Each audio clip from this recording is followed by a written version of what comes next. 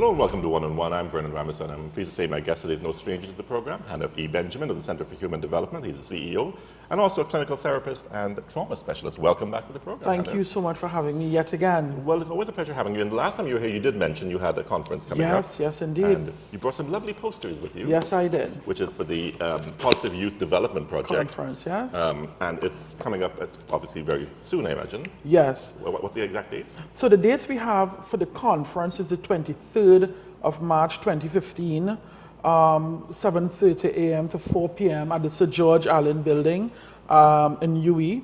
And the trainings, we have two-day trainings, the 24th and 25th March and the 26th and 27th March at 7:30 a.m. at the same location. So it's being held at UE? Yes. Which kind of gives you some credentials right there. Yes. And to indeed. add even more to it, it's in conjunction with Cornell University in the Well, US. definitely, I think this is what it is, having the experts come down and share knowledge with us. And I think this department, the Advancing Youth Development Partnership in Cornell, they have been doing great research over the years in terms of youth and adolescent development. And they have developed some powerful training that has been used throughout New York State. And I have been privy to that training while I was in New York. And so I felt if we really want to learn and understand adolescent development, let's partner with the people who have the expertise and the knowledge base. And so we have invited them to come down, and they have graciously accepted our offer, and they are going to be leading off this conference, as well as they will be doing the entire two-day workshop. So pretty exciting stuff. I am excited. It is exciting because I've been part of it, so I know what it gives. Mm-hmm. And I'm excited because of the people of Trinidad and Tobago, what they will get from it. You see, the teachings that has come out of it is not just any teaching, but it's evidence-based. Right, which we need more of it. Correct. Yeah. And you find the way of the world now is everything is evidence-based. Has it worked before? How have it been measured? Is it measurable? Mm-hmm. Can we see it, feel it? So has anyone done it before? What is the research saying about it? And the training that Cornell brings, which is the Advancing Youth Development and the Positive Youth Development workshops, have been tried, tested, and proven. So I'm very excited for what is going to be delivered here in Trinidad and Tobago. Now, we hear a lot of negative things about young people these days in the news. There's violence in schools. We see these bullying videos being plastered all over Facebook and Twitter, I guess, to some extent as well. So it seems like a good time to have something on positive youth development. Well, it's twofold, Vernon. One, because it is positive youth development, but two, we really need to understand our children and adolescents. And as you see, the theme of this, in order to help, we must understand, because we believe that we are not understanding our children and adolescents. You talk about children being bullied, but no one is talking about us adults bullying our children, bullying them into submission, bullying them into our way of life, into our understanding as adults. You see, Vernon, for too long, we have asked our children to behave, to understand, to deal with situation, not from an adolescent or a youth perspective, but from our perspective, which is an adult perspective. And therefore, the word adultism comes up. You have sexism, racism. We are being negative towards our children. We are bullying them into our understanding. And our understanding is based on the times that we grew up in, which is a very different world that these kids are growing up in now. So to some extent, then, what we're engaged in is negative youth development. Correct. And we think that we are guiding them. Because it worked for us. Correct. Yeah. And that is why, Vernon, the divide is becoming wider and wider, because we think that we are helping them, but rather we are pushing them more and more into a corner. And you know, any dog or any animal backed up into a corner, what happens? They retaliate. And what we are seeing in our society today is our children and adolescents retaliating to that constant oppression that we are putting on them as children. You see, we are not understanding that they think differently. They understand differently. Their brains are different, aren't they? Correct. Yeah. And we are thinking that because in the 1960s, 70s, 80s, I didn't do this and I didn't do that, that it should be relevant now. But I hasten to add, a long time you were running away, but you were running away to the river. You see? you were running away next door to your neighbor. What is the difference in the child running away or going to a mall? We had no malls long time, or very little malls. You see, we talk about the way the children dress, but let's visit our 1980s. Let's look at the pants men wore back then. Let's talk about the 70s. That's Or even more in the frightening. 70s. Platform shoes is all I have Correct. to say. Yeah. So we see the woman in pumps now, or the young ladies walking in pumps, what we call pumps, and we automatically think of them as something less than. But let's look at the platform shoes that both men and women wore back then. People hiding those pictures nowadays, let me tell I you. know. So here it is. We are not understanding our children. To some extent, we're also alienating them, aren't they? Because they tend to withdraw into themselves. Correct. If we're not communicating on a level that they can relate to. Correct. And that is the point that I'm making. That is the point that we want to get people to understand. We are alienating our children. We are pushing them away. We are holding their voices at ransom because the only voice that matters is the adult. And we are saying to our adults who work with children, our parents, we need to understand that children move through different phases in their lives, just like we did. And we need to understand and appreciate these phases as the children grow. What would be better is if we understand where our children and adolescents are at that point and work with them based on what is known. And if you don't know, learn, find out. Because we are expecting our children to respond as adults to situation. So the question for us is, are we really having a level playing field for our children and adolescents? Are we saying to our children and adolescents, I could hear what you're saying and I could guide you. But rather than guide, we come down on them because you did it wrong. Mm-hmm. I always make joke of the post I saw on Facebook with Auntie Acid. How can I act my age if I've never been it before? So you say to a 17-year-old, a 16-year-old, a 15-year-old, act your age. Did you give me a book on 16-year-olds? Did you give me a book on how to be 18-year-old? You see, did you give me a book on taking responsibility? Did you give me a book on how should sex and sexuality, unfold? No. But yet we are expecting them automatically to act their age, as if they should know their age. So rather than teach and guide them as to what this would look like, we ostracize, we condemn because you did not do. And it always reminds me of this story, a friend who goes away every August, and he calls his, it's a priest rail, and he calls his 17-year-old nephew to look after the presbytery. And he gave him the ground rules that you should not have anybody over, no loud music. And he said, yes, yes. No sooner had he gone up in the plane, there were people in that house, the music was banging, people was like, what's going on in that place? And when he came back, he was angry. And I helped him to understand, you are saying to a 17-year-old boy, in the height of the August vacation, that he should be isolated, no doubt with your 2 cats and your dog, not have any human interaction. It cannot happen. So are we setting our children up to fail? Are we making the expectation so high based on our own ideology and our own understanding that our children will never be able to reach the standard? I guess is part of this training going to involve how to engage young people in conversation? Oh my goodness. There's competition nowadays where parents' voices or people guiding their voices are being circumvented by the internet, by any number of distractions, by cell phone calls, any number of influences the child can have. So if you don't engage them, they're not going to pay much attention to what you're telling them. Because 2 things here again. We have abnegated our responsibility in terms of engaging our children and adolescents. We leave it up to everything else and everyone else. So we are teaching our children how not to communicate. We are teaching them the difficult part of communication. We are teaching them how to not be able to sit and have conversation on the dinner table. And then we want that from them as they grow. We teach our boys a particular way to communicate. So they grow up and they communicate and now you're upset.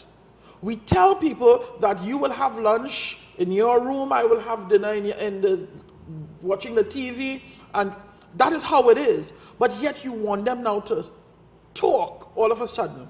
It can't happen like that. We are teaching them, Vernon, what we expect them to do, how we expect them to grow. And yet when they go contrary to what the norm is, you're mad. And I'm saying, just like how you open in terms of this bullying, the violence and sex, where did our children learn that from? They didn't write the book on it. They didn't come up with a sexcapade. They didn't do that. They learned that from society. So is it then that we are setting our children up for failure? Is it that we are expecting things that our children cannot deliver? I say to people, whether you want to or not, you are a mentor. I see mentors different. I don't see mentors as superstar. I see mentors, every one of us, every day. Because our children are learning whether you are teaching them or not. I tell parents that. I tell teachers that. Whether you are teaching them or not, they are learning. They are learning how not to deal with stress or how to deal with stress. You as a father come home and you had a stressful day at work. What you do, you sit on the couch, you put your foot up and say, bring me 2 beer. Mm-hmm. What did you teach your child? That when they have a hard day at school and they come home, they must go find something to drink. You go in the back and you roll up the marijuana. I see our counterparts in Jamaica has now made it a lot easier. What it is we are teaching them, that when you're stressed, you should smoke. When you find as a man that the woman disrespected you and you slap her, you cuff her, you kick her for respect, and the child goes to school and feels disrespected, how do we expect our children to then respond? So when everybody's up in arms and talking about our children and how they're so disrespectful and they're fighting, we taught them that. Who is this project aimed at? Listen, we are targeting our teachers, our guidance, our social workers, our psychologists, our police, our prisons. We are targeting our teachers, our parents, community people who work in churches, youth group, police youth clubs, anyone who has interaction with young people. Correct. Should come to this. Should come to this because the learning that will be derived from this will be powerful. The new research as it relates to adolescent and brain development is now suggesting that adolescents should be extended to the age of 25 because the research is showing that more and more the activity in the brain is still very much alive, even up to 25. So it means then that the way we are seeing our launching children or launching adolescents launching into adulthood is someone pushed back. What does that mean for our country and productivity? What does that mean for tertiary education? What does that mean for family life?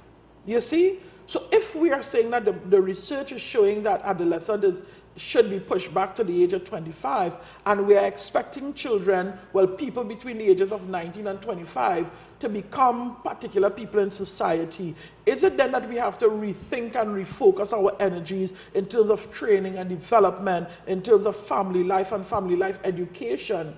You see, so it becomes critical to hear this research. We're already doing kind of a poor job on the under 21 and 19, so I don't imagine adding a few more people is going to make it any better. In terms of what people can expect when they attend the conference and the training, is it going to be teaching them techniques, methodologies? The conference is more academic, definitely, because we want people to get a grasp of the new learning, the new research out there, the new ideologies. So definitely the conference will be more on an educated or educational strength, but the workshops are going to be hands-on skills training. How are you going to interact with our young people? How would you see our young people? How would you respond to our young people? Because the way we have been responding have not been working. I don't know if people recognize that. It's not been working. How are you going to respond to the changing climate where more and more our children are coming out as gay, lesbian, bisexual, children are more traumatized, children are living in poverty, children are living in broken homes, and it is more prevalent. It's no longer secret like long time. It's very much in our faces, right? How are you as a teacher going to teach in a class where 50% of your students are dysregulated, their emotions or their behaviors are dysregulated? How are you going to approach that? What techniques are you going to use? And this will be coming out of this workshop. definitely hands-on skills training. I guess there'll be a lot of untraining as well, won't there? Because people may have learned wrong approaches. Well, you know. I mean, as science moves along, we develop new techniques that perhaps say the old techniques weren't very effective or negatively effective. That is a challenge in itself, because what you find happening is people are set in their ways sometimes. And people see young people or youths and adolescents in one way. And regardless of what happens, they're going to see them as less than, they're young, they have to listen to me, I am the adult, what I say goes, and that does not go well for interaction between our children and adolescents. So then look at the disparity between teachers and students. Look at how difficult it has become. The divide is widening and widening because our teachers are saying more and more, I don't know what to do with these children anymore. I just come, teach it, and move it. Nobody's invested anymore. Or even if they want to become more invested, they just don't know how to.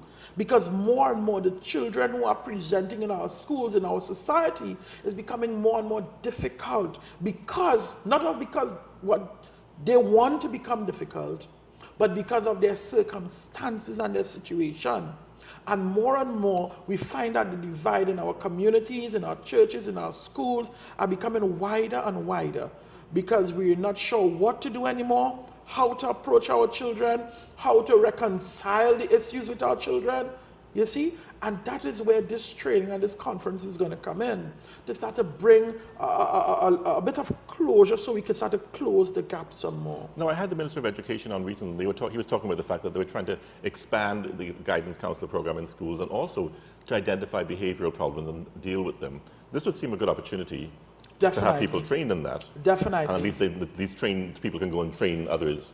Correct. Afterwards. Because I think what's been lacking is understanding. You see that word, understand? That has been lacking. We're not understanding our children.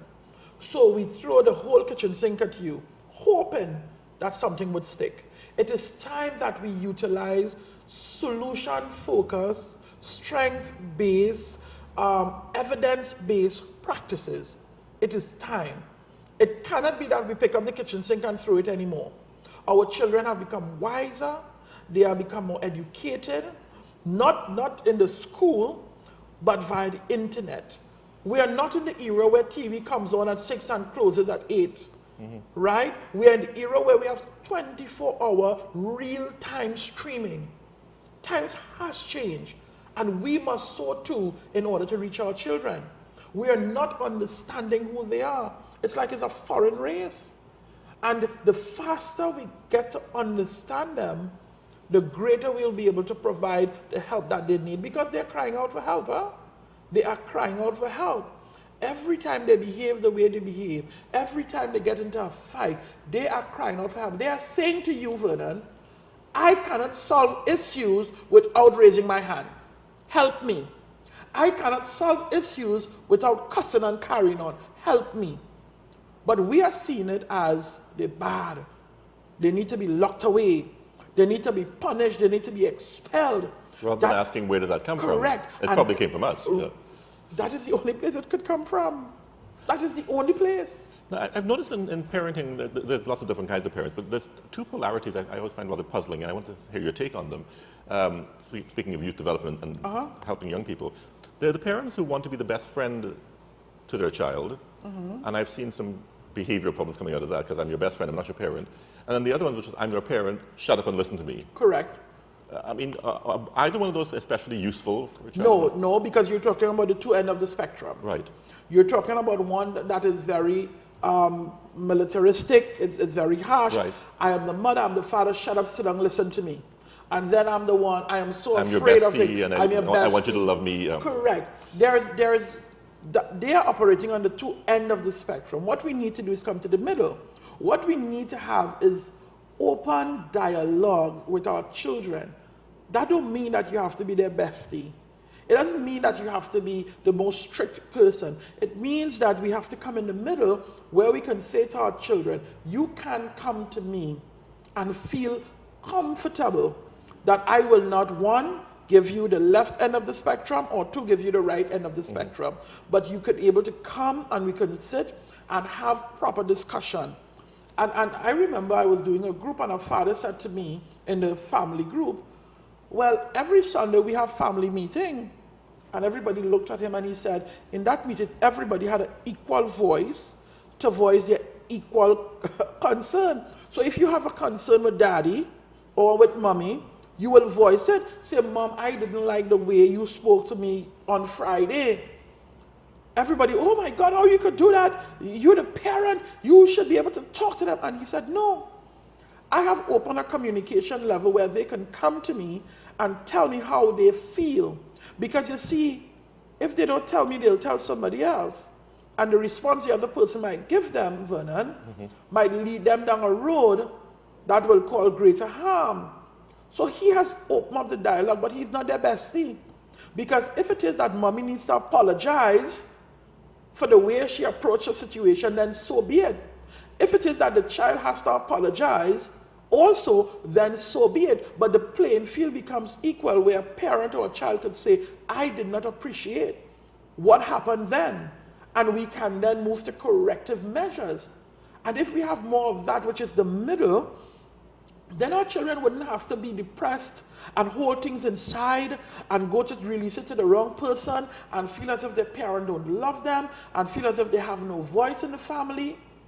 Then we have avoided all of that. And you and I both know that when children hold these things inside and they become resentful to their family and they go out, they get comfort in substances, they get comfort in other people which may not be the right. So you're talking about sex and sexual activities and stuff, and or gangs, they get comfort elsewhere. So we have to understand that our approach in the past have not worked. It is not working now and we need to change. Now a lot of people are going to call or talk and say, oh, we are giving up our right as parents and we want to use the North America approach, which is sit and talk. But we have a lot of research that is showing us that beating people, punishing people does not work. And I often say to people there is a great difference between punishment and discipline. Discipline is to teach, punishment is not. When I discipline you, it means then that we should not have to deal with this situation again because there should have been some teaching coming out of this discipline. Okay, before we come to the end of time, we should remind people how they can attend. Listen, again. And the dates again, because we have about three minutes left. Right, so the conference is March 23rd. The Sir George, everything is at the Sir George Allen Building, 25A Warner Street. The conference is on the 23rd, and the trainings on the 24th and 25th, 26th and 27th. And should people do both or one or the other? They can do both, okay. Because, again, it can only enhance one's learning. Registration is online. Okay. At www.livelifewelltt.org, www.livelifewelltt.org. You go there, you're going to get the entire workshop. You're going to get the rationale, the objectives, the schedule, how it's going to roll out.